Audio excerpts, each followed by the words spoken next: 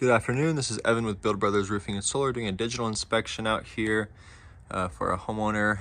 Normally when we start these inspections, we start under the eaves. So you have your fascia, your rafter tails, and your starter board here. Well, you have your plywood in this case here. And then on this roof you see a 1-inch strip edge and then bird stop also, which shows that this roof has been replaced in the last 15 to 20 years, so that's up to code there. But we want to get a general condition of the wood, and it looks to be in decent condition. But I do assume that when this roof was replaced, it doesn't look like there was a lot of wood repair. And so I am on a concrete tile roof. I wanted to point out a couple things here. First thing I noticed is that the valleys here are super crowded. When we do roofs and replace roofs, we want to see those valleys expanded so that water and debris can freely flow off of the roof.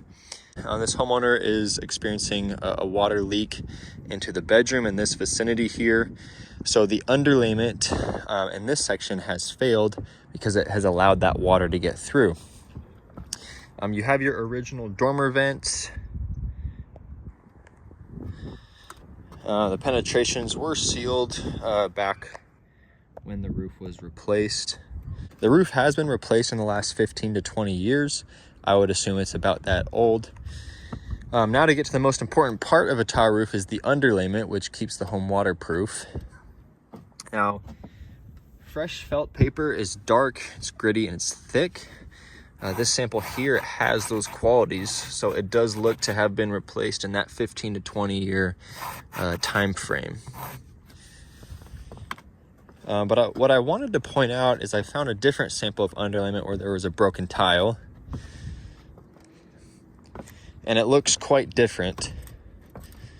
So I want to carefully walk here. As you can see, this sample looks completely different. That color has worn out and it is very, very soft.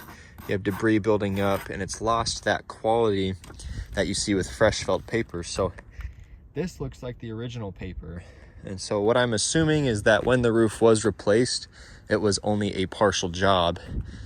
And so we'll have to find out which roof planes were reset with new paper and which roof planes like this one were left with the original. You also have a flat torch down modified bitumen section. It's angled down to let water and debris flow off.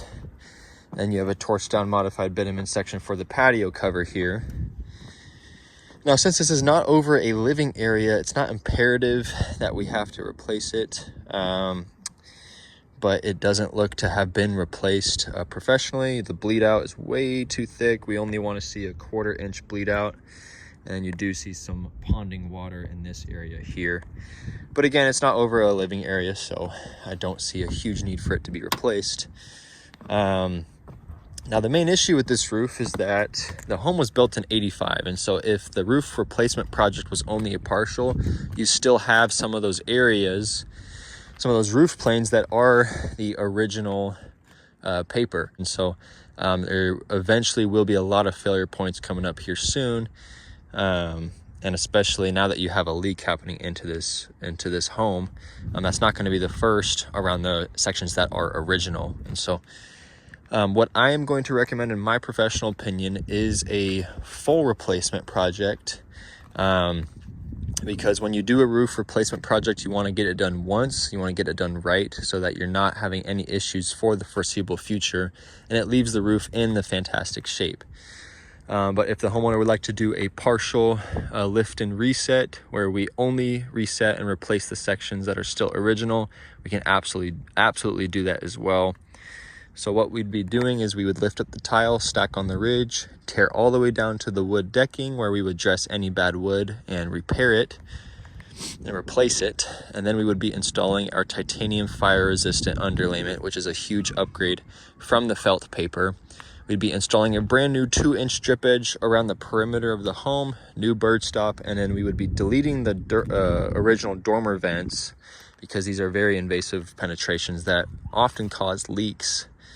And so we would be replacing these with low profile O'Hagan ventilation. for better breathability and a better aesthetic for the home. So you have some O'Hagan's there on a shingle roof. There are O'Hagan vents that are designed for tile, so we'd be replacing those and then resealing all penetrations and opening up these valleys here. So that's it for my video. I'll show the homeowner my findings and